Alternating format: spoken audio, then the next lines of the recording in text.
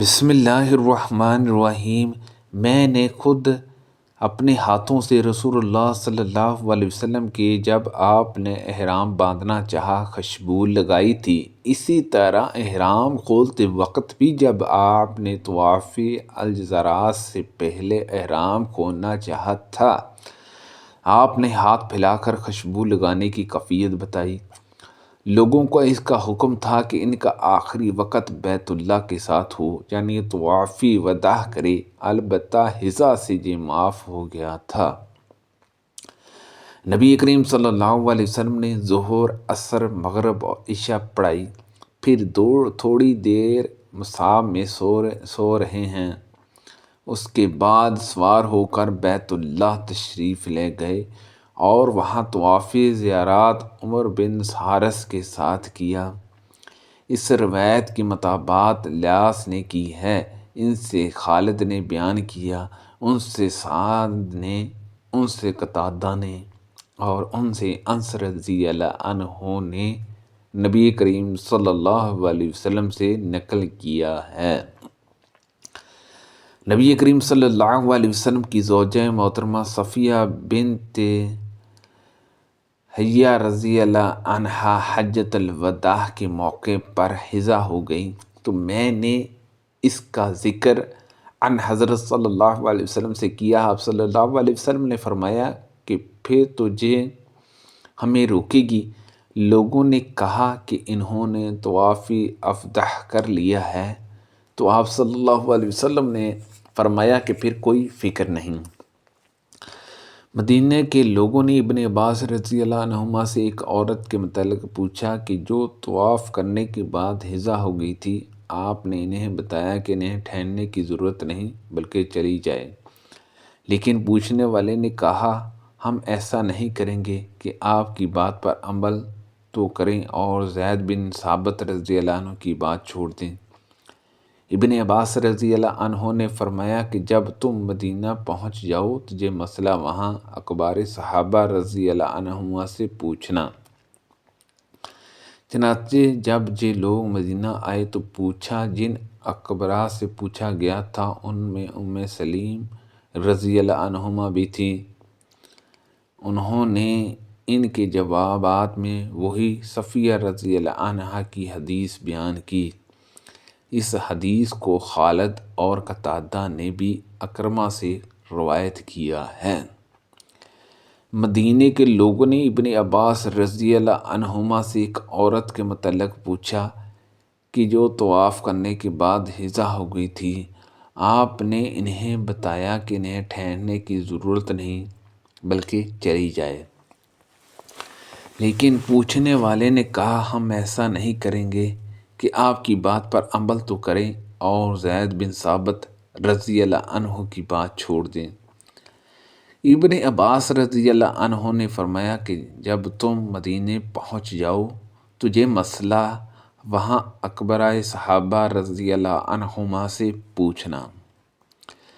چنانچہ جب یہ لوگ مدینہ آئے تو پوچھا، جن اکبرائے سے پوچھا گیا تھا ان میں ام سلیم رضی اللہ عنہما بھی تھیں، اور انہوں نے ان کے جواب میں وہی صفیہ رضی اللہ عنہا کی حدیث بیان کی۔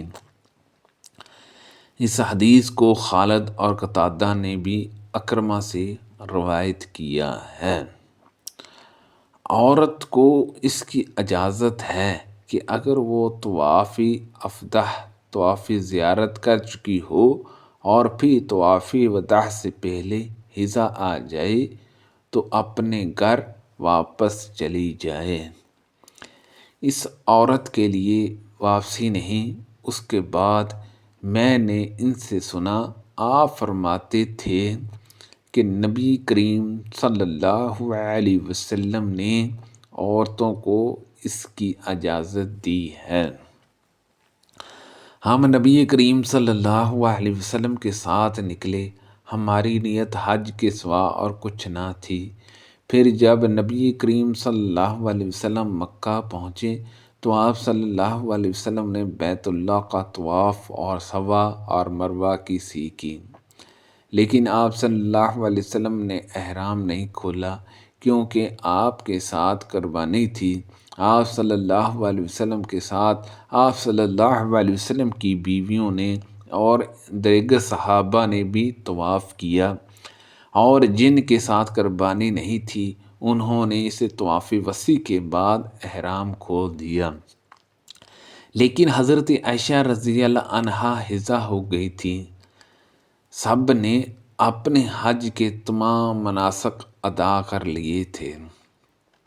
پھر جب لیلۃ حسبہ یعنی روانگی کی رات آئی تو عائشہ رضی اللہ عنہا نے عرض کی، یا رسول اللہ صلی اللہ علیہ وسلم، آپ صلی اللہ علیہ وسلم کے تمام ساتھی حج اور عمرہ دونوں کر کے جا رہے ہیں، صرف میں عمرے سے محروم ہوں۔